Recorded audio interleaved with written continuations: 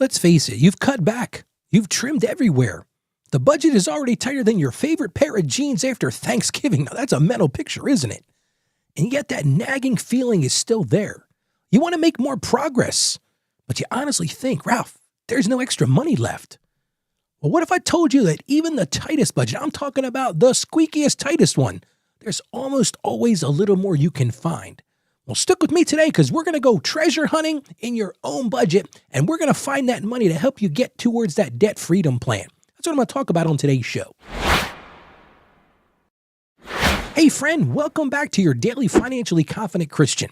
I'm Ralph, and I'm here to help you take control of your money and truly live in God's financial peace. Hey, you want financial peace? That's what this show is all about. And we're continuing in our series, Breaking Financial Chains. Now, yesterday we broke down that minimum payment trap and how to break free even with some small extra payments. So I want to encourage you, yesterday's show builds on today's show. If you missed it, go check it out. You can do that at financiallyconfidentchristian.com. And today we're going to answer that question. Hey, I got a couple of emails after I recorded and sent out the show yesterday. They said, Ralph, how do I find extra money when my budget already feels maxed out? And trust me, I get it. It reminded me of a single mom I once worked with. She swore to me, she said, Ralph, there is no room in this budget. She had it all mapped out. Every dollar had a job. I mean, she was doing a great job of that. But when we sat down, we looked a little closer, and in 1 month, we found $28 she didn't even realize she was spending. Now, it wasn't $28 in one thing. It was $6 here, $4 there. Hey, she even found a subscription she'd totally forgotten about it. And she had a little other sneaky thing, a few of those I Deserve It snacks from the gas station. Those things are real budget busters. Let me just tell you right now, not to mention, they're probably the worst foods from a health perspective. This isn't a health show, so that's a topic for another show. But what we did was we directed that $28 towards her credit card, and she was absolutely shocked at how quickly the balance started moving.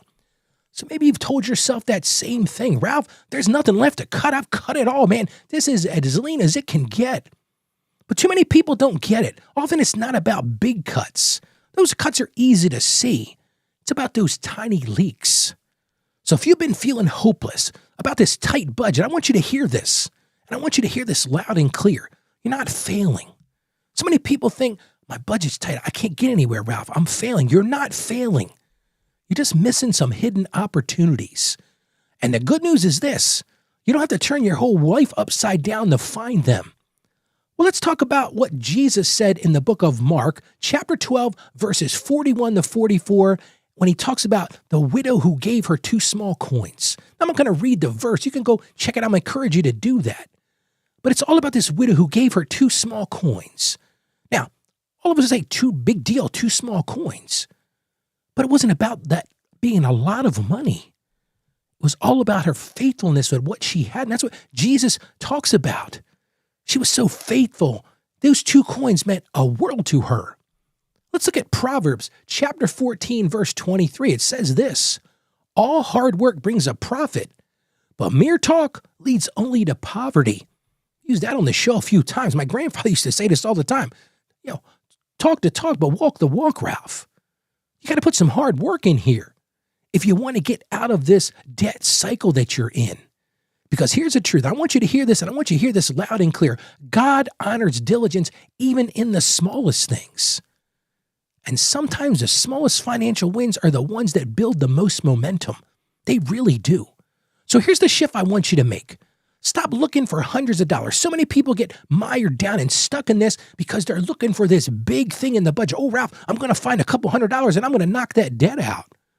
Stop looking for hundreds of dollars and start looking for tens of dollars. I'm talking $10, $15.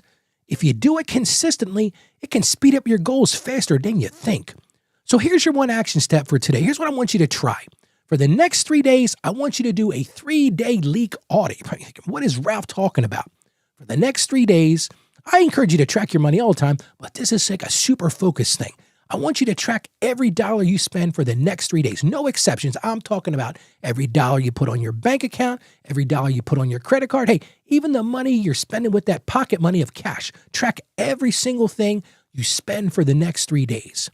Once you do that, I want you to spot 1 or 2 temporary cuts. For you, maybe it's pausing a subscription. Like, yeah, I really like Hulu. I really like Netflix. But truth is, Ralph, I really want to get out of debt. Maybe you pause that. Maybe you skip one takeout meal this week. Or maybe you're like me and eat a lot of takeout meals. Or maybe cut that daily snack run. Just whatever you can find, 1 or 2 temporary cuts. And know that number. Add up exactly how much you freed, even if it's just $20, because that's going to count. And as I mentioned a couple days ago, I want you to redirect that immediately. Send that amount straight to your debt payoff or your savings goal before it disappears into other spending. But here's the truth. If you don't do it right away, it's so easy for those things to lose their jobs. Because it flips the script if you do this. It changes that I can't to I just did. See, there's so much momentum building in that. When you can flip that script and say, I can't do it, to I just did it, Ralph. Look what I did. It's not about a massive sacrifice either. It's about making intentional choices that prove that you do have control. Because let me tell you something right now. If you hear nothing else I said today, you have control. How about we pray together? Father God, we just thank you for our resources you've given us, even when they feel small. Open our eyes to see hidden opportunities, Lord. Give us the discipline to make small changes and the faith to believe that those changes, even if they're small, Lord, they matter and they help us get to our goals of being debt-free. And we ask this in confidence. In Jesus' name, amen. Friend, I just want you to think about this for a second. Don't underestimate the power of small amounts.